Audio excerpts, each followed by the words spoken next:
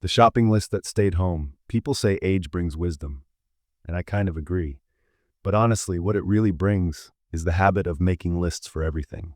Birthday lists, bill lists, don't forget this lists, and of course, the grocery list. You wake up feeling productive, grab a piece of paper, walk to the fridge like you're the stock manager. Write down milk, soap, bananas, toilet paper. Neatly, organized by category. You feel like an adult, responsible, in control. Grab your keys, your reusable bag, and off you go. First challenge, finding a parking spot. You circle once, twice. The parking lot feels like a stadium on game day. You spot one, but it's for a motorcycle. Another, there's a cone.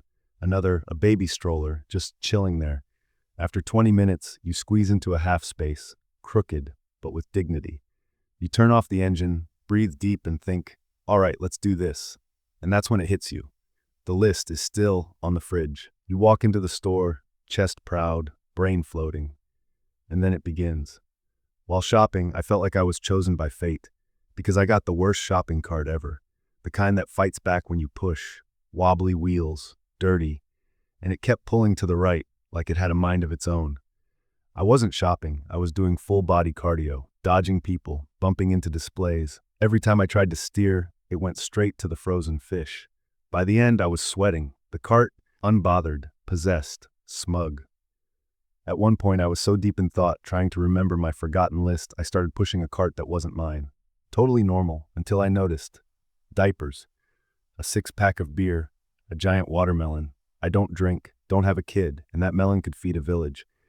Then a lady taps me on the shoulder. Excuse me, that's my cart. I froze, apologized, returned it like it was a borrowed baby, then walked away calmly, like I had just been testing the brakes. And there was my real cart, waiting for me, looking disappointed. Near the entrance, there was this magical little booth, giving away free samples, warm cheese bread, and freshly brewed coffee. The first time I was polite. Oh, I'll just try a piece. I smiled at the lady, tasted it, sipped the coffee, grateful like I was at her house. But then, as I walked around the store, I passed by again and again, just checking if it's still warm. I think they changed the coffee. Better grab another one for research.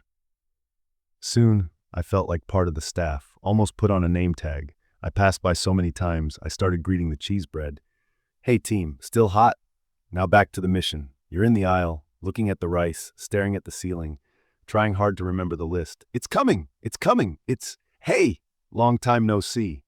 Someone you vaguely know shows up. Polite, chatty, you smile, nod, say a few things, then turn back to your cart, gone. Not the cart, your memory, wiped out, blank. You pretend you're in control. Grab random stuff. Rice is on sale? I'll take it. Soap smells good? Sure. 3 toothbrushes? You never know. And the main thing you came for? Completely forgotten. Eventually, you get in line. Almost your turn. You even chose your strongest bag. Then, an older woman steps up. Graceful, gentle. She looks at you. You look at her. And she says, mind if I go ahead? Priority line. Of course not. You smile. Step aside. A minute later, a pregnant lady shows up. Glowing, carrying life and 2 cartons of milk. You don't even argue. Just raise your hand and surrender. Go ahead, universe. You're not sure if you're still in line or in a test of spiritual endurance.